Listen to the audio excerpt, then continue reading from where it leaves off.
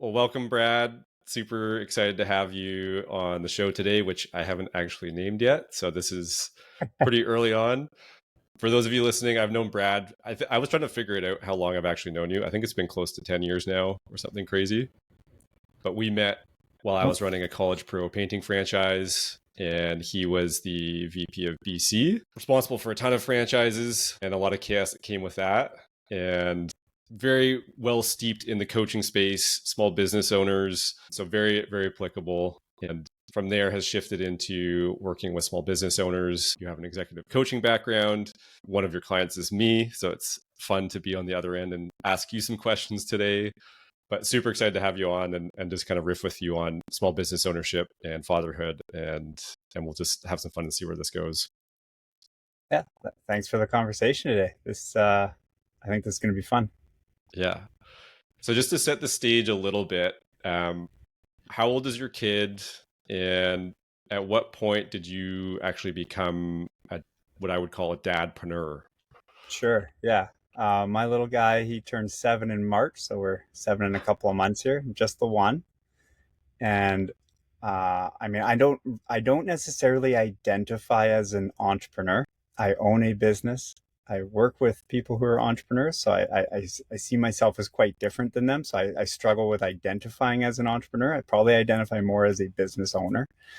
Um, and I dabble in trying to be entrepreneurial, but I like to distinguish between those two.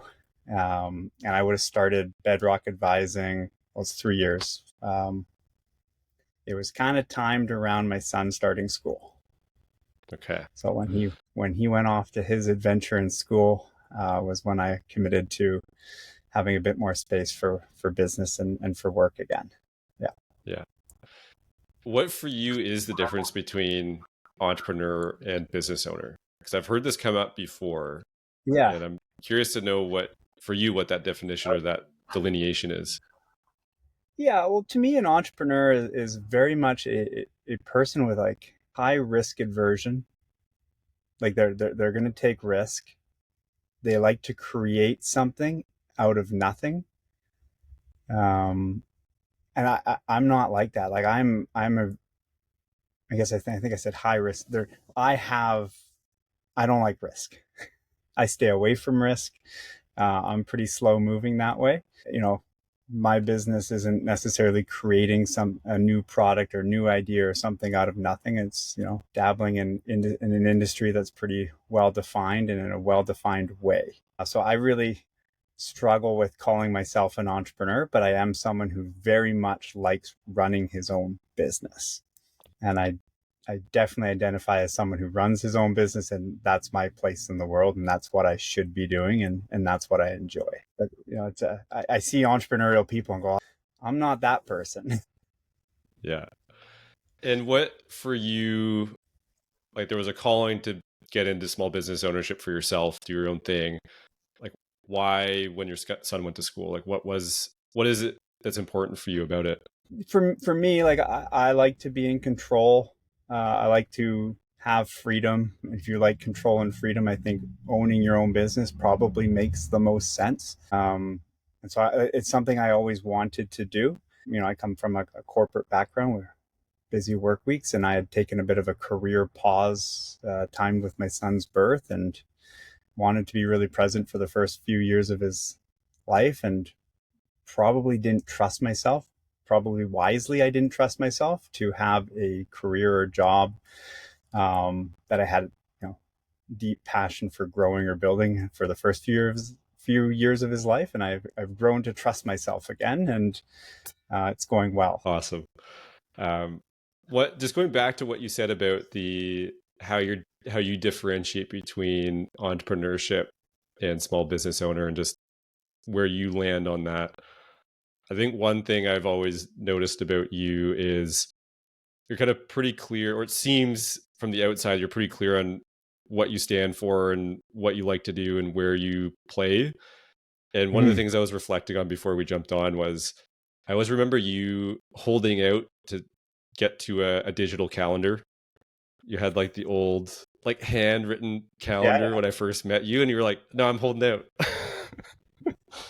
And I think there's Stubborn. like Yeah, stubborn. I think like it can be a gift and a curse, but I think in a lot of ways, it's a huge strength to be able to sit in that and just be like, no, this is my thing.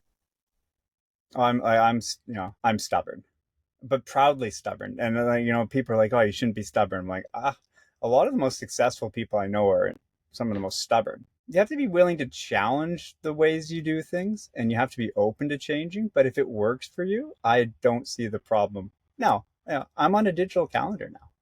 Like I eventually did switch. And if I went back to my old job, I'd go back to a paper calendar. It made sense for the role. And now it doesn't. But Yeah. I'm proudly stubborn. Yeah. And and on this kind of theme of doing things differently, one of the things we touched on just before we started recording was you are currently in a van I 40 am. minutes, an hour outside of Winnipeg on the road, but you've made some decisions to live life on your terms. You've done a lot of traveling with your family, and I'd love to dive into kind of how that came about and what you shared with me right before we started recording, because I think it's a pretty unique Hmm. stance on van life, which I think has gained popularity recently. It does, and this is where I like to distinguish between like there are people who live van life, and again, I don't identify as one of those people. To me, the van, and we started with fifth wheels and motorhomes and RVs. Like that's we got our first RV 4 years ago, and I don't think I'd really slept in one until then. Um, it just was a logical tool to accomplish a goal that we wanted to accomplish with where we were in life at that time. It's not about the van. And what was that goal for you and the family? It's a long story, but my wife and I talked each other into, well, I think it was probably more her than me, but we came up with the goal to visit every Canadian province, territory, and US state. And the original goal has been before our son went to kindergarten. And then obviously COVID happened. So we've had a couple of pivots along the way, but we are, I don't know, probably about 70% of the way there. I'd have to go count. Um, but I am, currently as we talk, taking our RV across the continent to the East Coast so we can continue that goal this summer. And like, how did that even come about? Let's hit every state and province. Like, how does that even I begin? mean, the story was we were in northern Saskatchewan at a funeral service for the weekend, and we come from Vancouver. My wife and we're city people originally, and we were driving back from the funeral service to the airport in Saskatoon, which was a 3 or 4 hour drive. And my wife was saying, like, this is strange. We flew here for a funeral service, but this was the most fun she'd had in a long time. And we were talking about certain topics that people were talking about and not talking about. The complete absence of technology for the entire weekend. I think we ended up at a fish fry at someone's house that we had never met in the small town, and we're just discussing the difference between living here and living where we left. And then we navigated to, wouldn't it be cool to experience all the different cultures across Canada? Hey, we should do a road trip across Canada. Well, you're not going to rent an RV, or maybe we could buy one. And we had no idea what that meant. And then, we just kept going and going and going until I was like, how big can we make this? And that's, it got a little out of hand. And here we are. Now I'm sitting on the side of the road somewhere in Manitoba. Yeah. When I really get the sense that that was a pretty big decision, and then there's a lot of design that has to happen to hit that goal as well. That Oh, I'm doesn't, like, yeah, like I'm deep into thousands and thousands of hours of planning and attempted execution just to, I mean, our rule is we have to spend at least one night. You have to spend the night. That's how we decided. There's a couple of places where I'm sorry if you're from Oklahoma, but we only spent one night there. And obviously more in other places. But that was our, we had, type A, whatever you want to call it, goal setting. Like there had to be some parameters to this, call it a goal. yeah. And what has this done for you as a family? You know, Like, it, what's it, been it like the insight, or like somebody who's always kind of thought, oh, that would be kind of cool to do? Like what's been the insight or the really cool learning coming out of this? It came about at an interesting point in my life where, in reflection, like I was doing a job that I love the work. It was a coaching role that I loved. So I loved the work, but I had no passion for the company, and it was never going to be something I would do long term. And so as someone who had always like really identified in their career and climbing some form of ladder and growing and accomplishing things, I was basically at a job that I knew had a short runway that I didn't really want to be at, but I liked the work. And so I had this big hole in my life where I had nothing to pursue. And this became, and I think why we kind of gravitated to making it this big goal was it gave us something to pursue, or gave me something to pursue, which was fun. Like I loved the joy of pursuit. And so it filled a real hole. And what it's really become is like a family goal, a family pursuit. My wife loves it. I love it. Our little guy is fully on board. Like he loves traveling. He likes experiencing different cultures and activities. So he's part of the conversation. Like when we're planning where we're going, he's not like, hey, mom and dad put together this vacation, I have no idea what's going on. Like he knows what we're doing. He's part of checking off the places we go, and it's something we do together. And I like that. I think it's important. Yeah. Awesome. Let's switch gears a little bit. And we'll probably there's probably some loops to come back around to this big goal of hitting all these states. But you are very well versed in coaching. You've coached a lot of different business owners in a lot of different kind of contexts. Mm-hmm. How has coaching made you a better father and dad? I think the easiest one to jump at would be in a word, patience. But I don't think I would go there. I think that what it really is when you're coaching and when you're being coached, you are fully committed to, what do we want to call it? A growth mindset. And so you're constantly thinking about like, who do I want to be? How do I want to be experienced by other people? And I think that's like, when you think of being a good father or being a good parent, like that question, right? Of like, how do I want my son to experience me? Right? Like 30 years from now, and he's talking about like, who is my dad? What do I want him to say? And so when you're actually thinking about those questions, it absolutely impacts your behaviors and your habits. And I think that makes you a better dad. I think it's really easy to go through life and not ask those questions. But it is hard to be a coach, and it's hard to be in being, coached by someone when you're not getting into those types of questions. And so you're always thinking about being at your best, not just at work, but in life. And that includes being at your best as a dad. I mean, if you think about something, you get good at it. Yeah, I think there's a certain sense of awareness that changes, like just in my own experience, having been in coaching and going into that journey. My self-awareness is a lot different, and my awareness of other people and the interactions that are happening that allows me to step back, and I'm not in an automatic response mode quite the same way as I might have been in the past. I like that. I like that word, right? It's you're aware. A lot of good things happen when we take the time to be aware, but that's hard work. Like when we're on autopilot, like there's no awareness, right? Well, and it takes time. It's not something that you just get right away. Yeah. And just kind of continuing this thread here, coaching's had a huge influence on my leadership, which absolutely makes sense in terms of showing up as a father and a dad. Like that is a form of leadership. In terms of leading a business, how have, maybe in your own experience, but also witnessing and coaching other people in their own businesses, how have you seen a coaching approach to leadership transform somebody's business?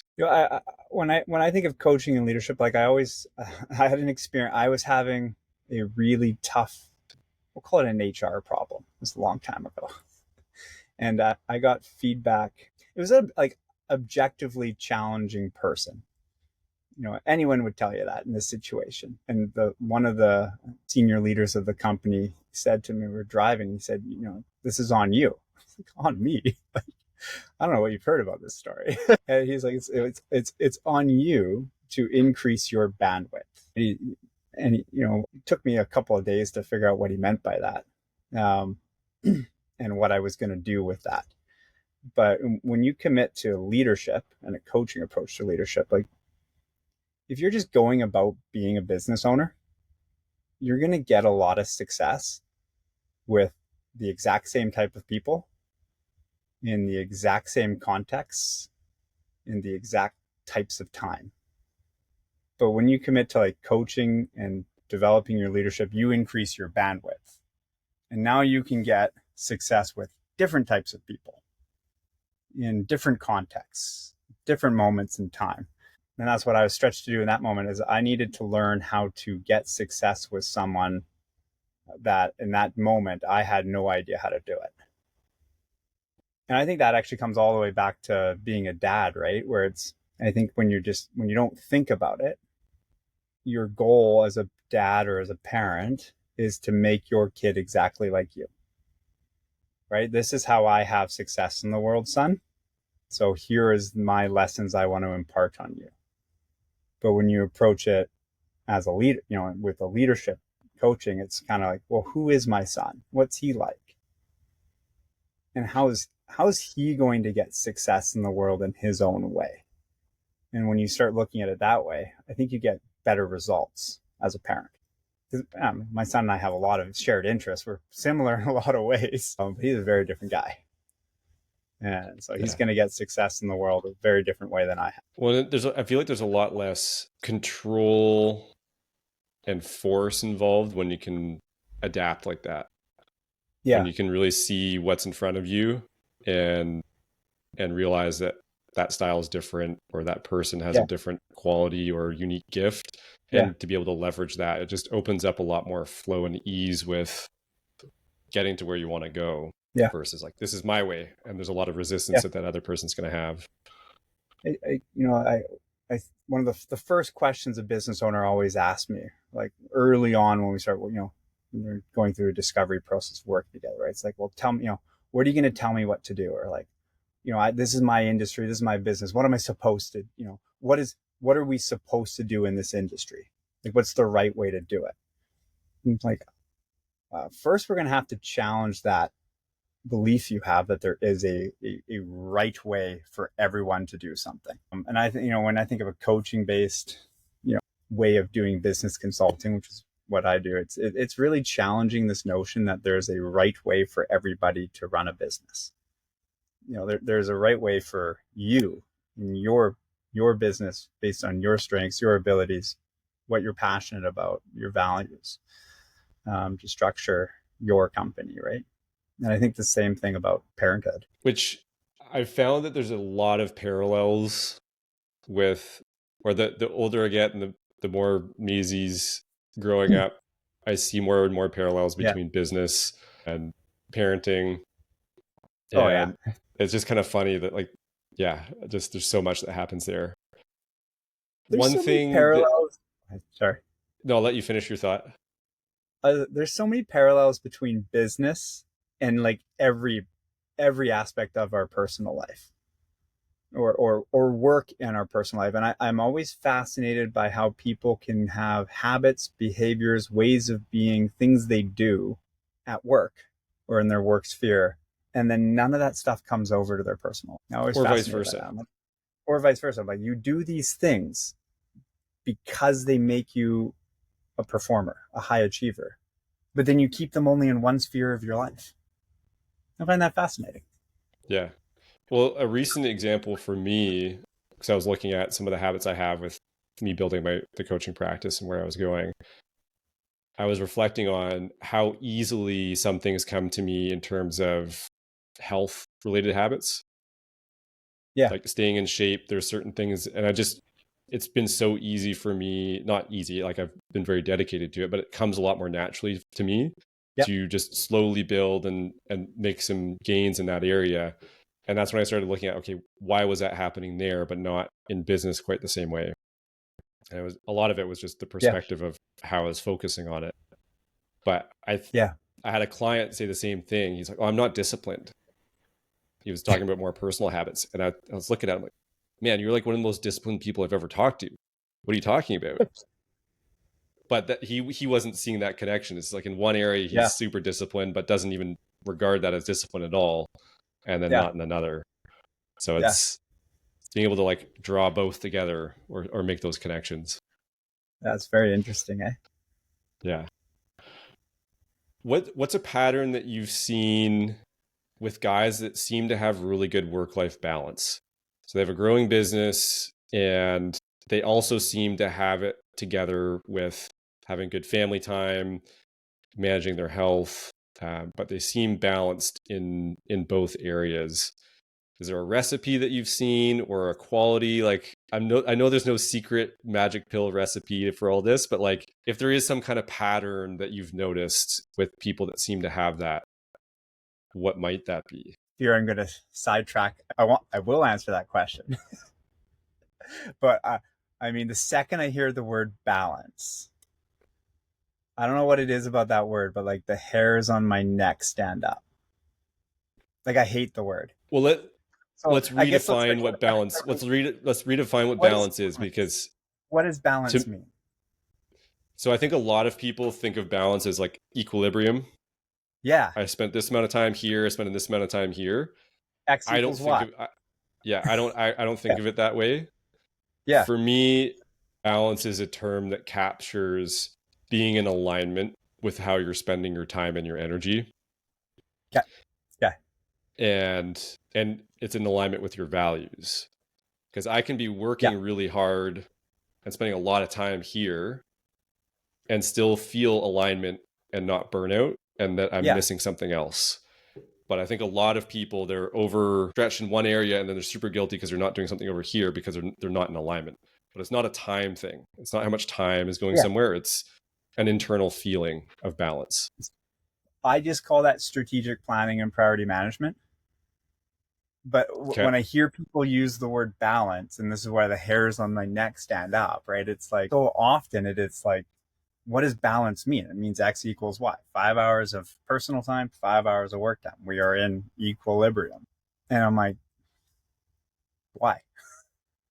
Is that a good thing? Is that a bad thing? I mean, are we worried about performance? I mean, being in equilibrium is the most unnatural thing, on the planet, right? Like the natural law of the universe is to go away from equilibrium. So why are we fighting that? Most exceptional performance happens away from equilibrium. And so I always just like, every time I hear the word balance, I'm like, oh, what does that mean? Yeah. What are we trying to accomplish? And I know I think, the way you explain it, I'm like, that's probably what Fyfe means.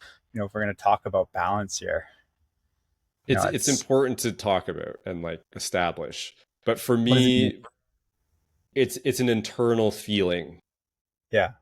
Yeah. and it wavers. Like it's not like always dead on, but it's an internal feeling of balance in that things are or I'm feeling in alignment with the way I want to Yeah. be doing things. And so Because how the do you times I've been achieve? in burnout, I've Yeah. been like it's been like so all over the place, and that's why I've gone So into burnout. how do you achieve balance, or that form of balance, which I feel like we need a new word, but how do we Yeah. achieve balance?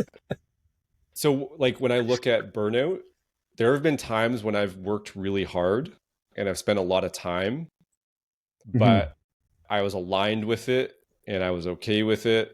And it wasn't feeling like I was getting pulled away from what was important to me. Whereas when I was overextended, I could be spending the same, like two situations could be equal in terms of Yeah. like output, but one's burnouty and the other one's not. Yeah. And to Yeah. me, that's a function of an Yeah. internal feeling of balance that gets associated with that much work that's happening. Yeah. I guess the reason I wanted to challenge the word is when to answer the question of like my own experience when I feel like I'm at my best, and when I see people that I work with at their best, or that recipe for success, I'm like, never think about balance. Balance would be the furthest thing from their mind. Now, I would call it more like minimums. Like there's people who are worried about balance, like, and it very much looks like X equals Y, but like I think about minimums. So an example would be like, my son goes to school. So I guess there's 5 pickups and 5 drop-offs a week. Balance would be my wife does 5 and I do 5. That's never going to happen in our world. Like if we achieve that, that would hurt our goals. That's just our context. But I have a minimum that I want to do. Just at least once a week. I like to do pickup, and once a week I do drop off. Because I think it's important that my son experiences me showing up at his school and knowing where that is and being a part of it. So I have a minimum. But it is way out of balance. I don't care about the balance of it. So I like to think of minimums, and I can think of a lot of people I work with that are really successful, like look happy, they're successful, they're quote unquote, in the way we're talking about balance.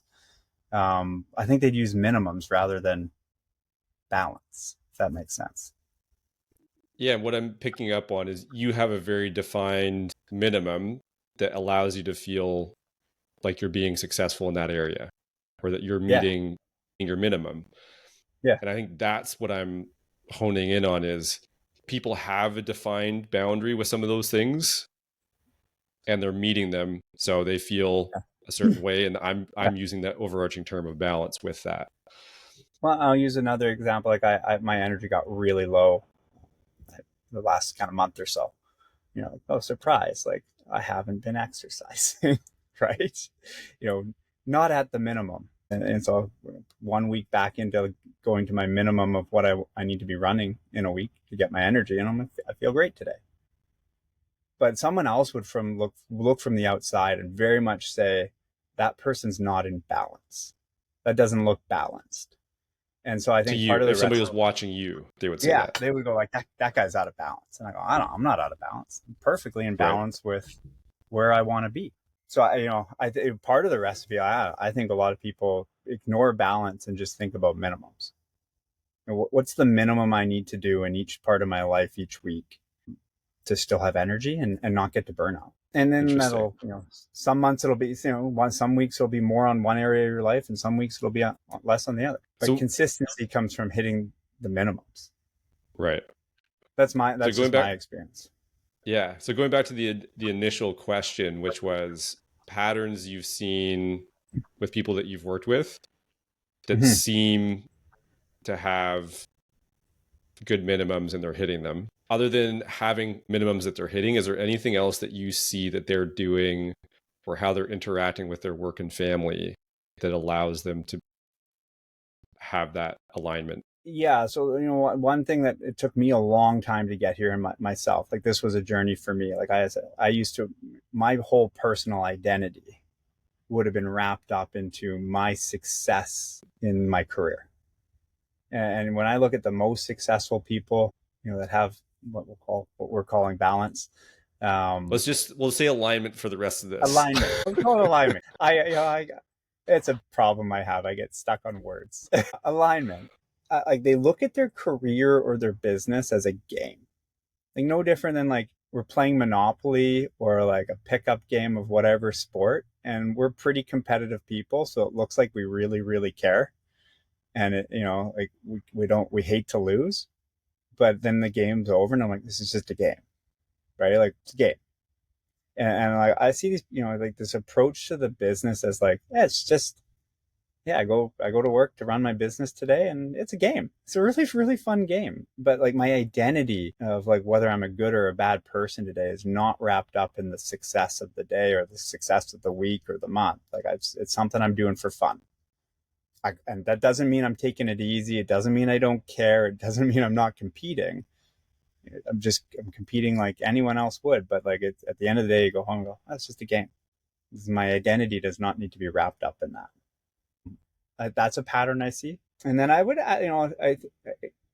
this probably goes against what a lot of people think in entrepreneurship. Like I really, really believe in like marathon, not sprint. Jim Collins, I love Jim Collins. He talked about the 20-mile march. I believe in that. And maybe that comes back to minimums, right? It's like we're walking 20 miles today. That's our minimum.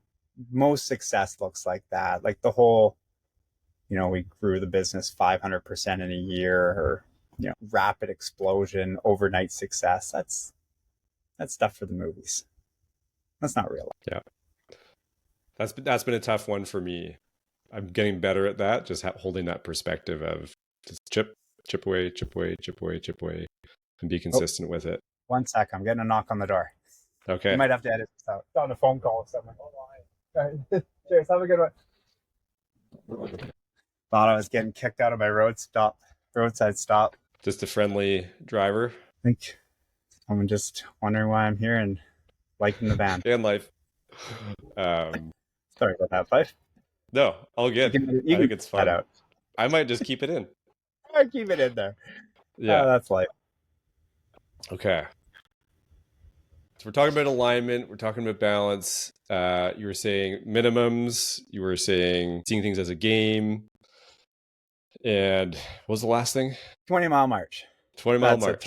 Baby steps. That is a term. Well, I can't remember which Jim Collins book that's in, but he tells the story about the two gentlemen, Scott and it's the Norwegian Antarctic expedition. Yeah, great story. I don't know how much I don't know how much truth there is to the story, but the way he tells it is great, and I think I think that's a big part of it, right? I'm like, not being in a race to get to some success that you've drawn for yourself, because the reality is the second you get there anyways, you're just kicking that post into the future, and then you'll get there and you'll kick that post into the future. So it's like, I don't want to say that time periods and timelines on goals aren't important, because they are, but they're not the only thing.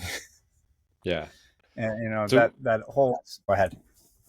So I wanted to loop back to the mindset around business is just a game. And I think you said that's been a challenge for you, or that's been like a journey to kind of get there. What's helped you get to a point where you are able to see it more as a game, and there is a little bit more fun with it and less identity wrapped up in it? I don't know, maybe just maturity. I always credit my son's being born and his presence for, making me see there's other things in life that are arguably more important. That's probably part of it. I've had, fortune of good mentors in my life. On the business side, I can think of one. Well, the president that I reported to for a long time, I have this like really good memory of like something had gone really poor. It was quite bad. And I had to bring it to his attention and kind of go like, hey, what are we going to do about this? And I just remember telling him and, thinking like this was, a little bit nervous about the response I would get. And I just remember him laughing. And I'm like, I'm glad you find this funny.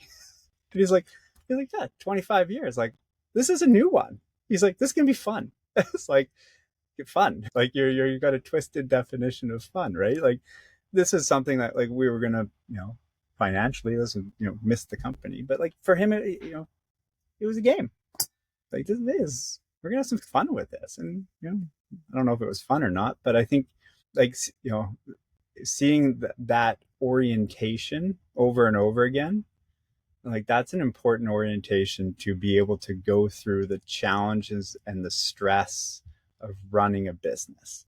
Like you have to see the hard stuff as legitimately fun. The game. That's like why you signed up for it. And if you don't, you're going to crash and burn. Which brings up something that I've thought a lot about, which is often we don't get exposure to somebody with that orientation. If you're running your own business, you're kind of in your own world, and maybe you watch some YouTube stuff, but it's not the same as actually watching somebody in the moment have that orientation and being like, wow, that's a different response than I would have had. Yeah. And right. Yeah. And I think what's so cool about what you're bringing to the world is bringing people together so they can actually see that from other people. And that's why I love coaching, is you can help expose somebody to that orientation or challenge it. Because if you're on your own, you're in an echo chamber. Well, for sure. I think of the, without the mentors I've seen, have things bounce off of them. Like, I would not have been able to get to where, I don't know if I'm an expert at it. Got a long ways to go, but I'm better than I was before. So that's all that matters to me. Sometimes you have to see other people to be able to get there, I guess. Well, before we started recording, I talked about the stages of somebody shifting from being in a reactive, chaotic business, to being somebody who's like a business owner that's delegating, that has more alignment with their business and their life. And I was Yeah. asking you, like, do you feel like, what stages how would you define the stages? And you're like, I don't know if I see them as stages. And I thought it'd be fun just to pull this Tough apart and one. see where we go with it. Yeah. So I don't think there's a right or wrong answer, but I do feel that entrepreneurship, running a business, is a journey. And we go through the journey and we change as we go through it. And I'm Yeah. always, because I'm working with a lot of people that are doing this, I'm always trying to look at if there's a pattern or if there's something that is a thread that I can pull on that might help somebody else in a different area. So yeah, curious what your initial thoughts are on this, and we can maybe riff and have some fun with this. Well, my initial is kind of like, I don't know. There's no stages. There's Like no stages. everybody's journey is unique. Like there's components of a structured and systemized organization or business, and they are, to get to the finish line, they all kind of have to somewhat be in place, kind of operating and working off of each other. But there's no order of that you have to go.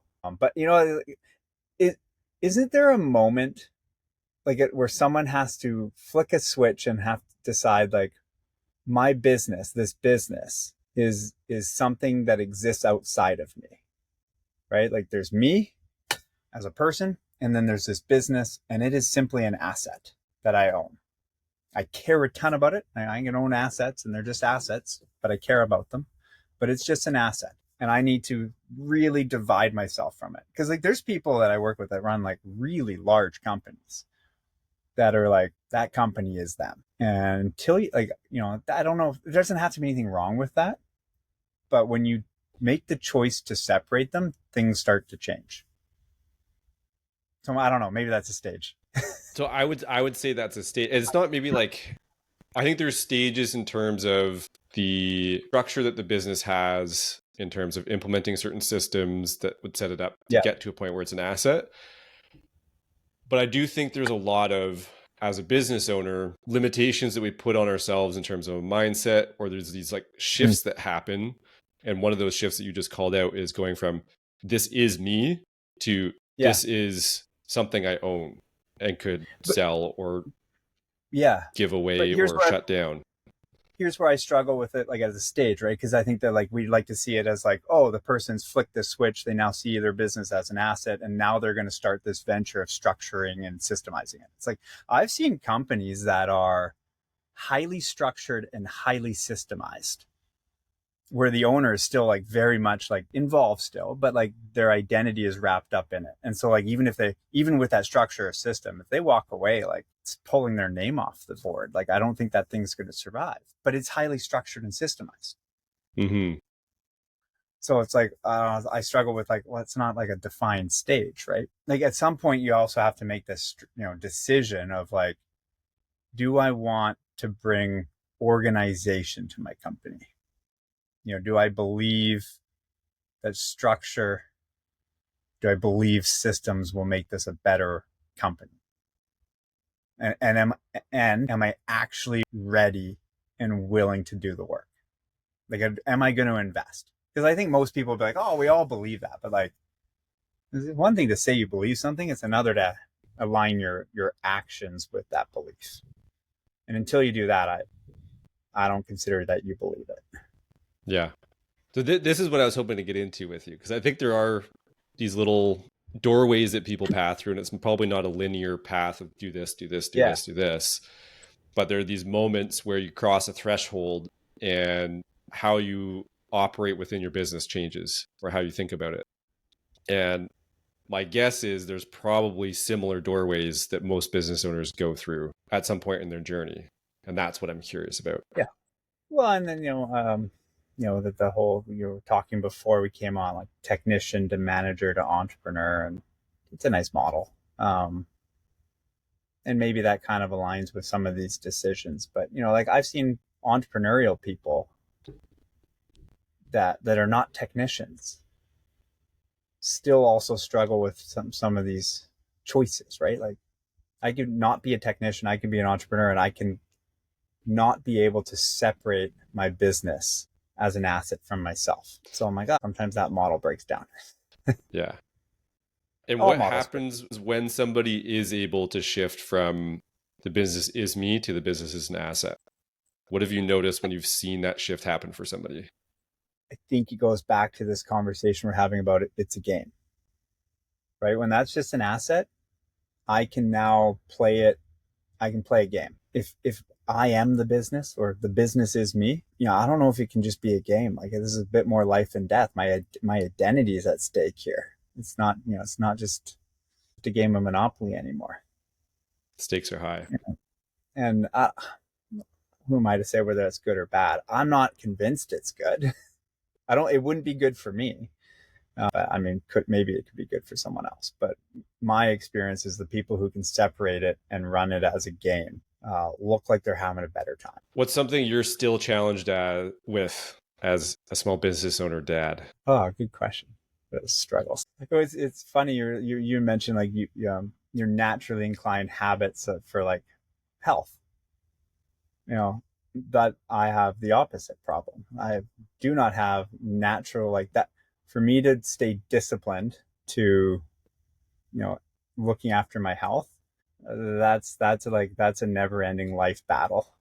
And, when I think of priorities, like I put my business and then I put my role as dad above all things that are maybe what we call personally important to me that don't involve my business or my family.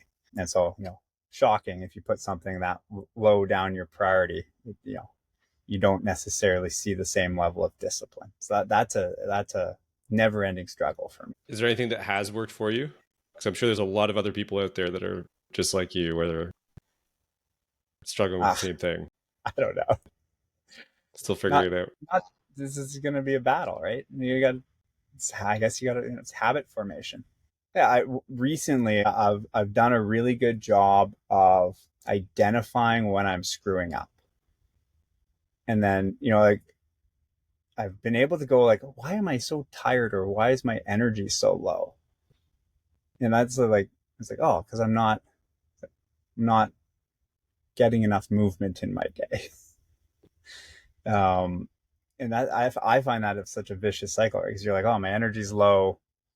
I had a long day. I do not want to go for a run after work. But you're like, actually, the run is the thing that will give you the energy. So I'm starting to like realize that and form some habits better. But like it's up and down. Yeah. Read tiny habits. Read tiny habits. So I was driving today and I've had it on, and so my takeaway from that. So thank you for the recommendation. His perspective around like not beating yourself up about failure, which is not I understand that, but it's very unnatural for me. But I think there's some good nuggets in there for me. So I appreciate the recommendation. Yeah, let me know when you finish it, because it's definitely been something that's been really helpful for me. And I've been sharing with some clients and they're like, wow, things are landing a little bit differently, or I'm engaging with the habit or the thing I'm trying to do consistently a little differently. Yeah. So any final words that you'd like to share with somebody listening about being a small business owner and a dad? Any last wisdom bombs? I don't have any wisdom, but just have fun, right? Like sometimes I think I always use the hockey analogy, right? Like someone who's, has had performance before, like can score goals, right? And, then we call that gripping the stick too tight and you're in a funk, right? It's like, sure, I'd be coaching and consulting. So I want people to think a lot about change and implementing things and trying, putting systems in place. But sometimes just go do. Just go have fun. Relax a little bit. Get out of your head. Yeah. Make sure there's time for some play and some fun. You need that to offset and let go a little bit. Life's not meant to be stressful.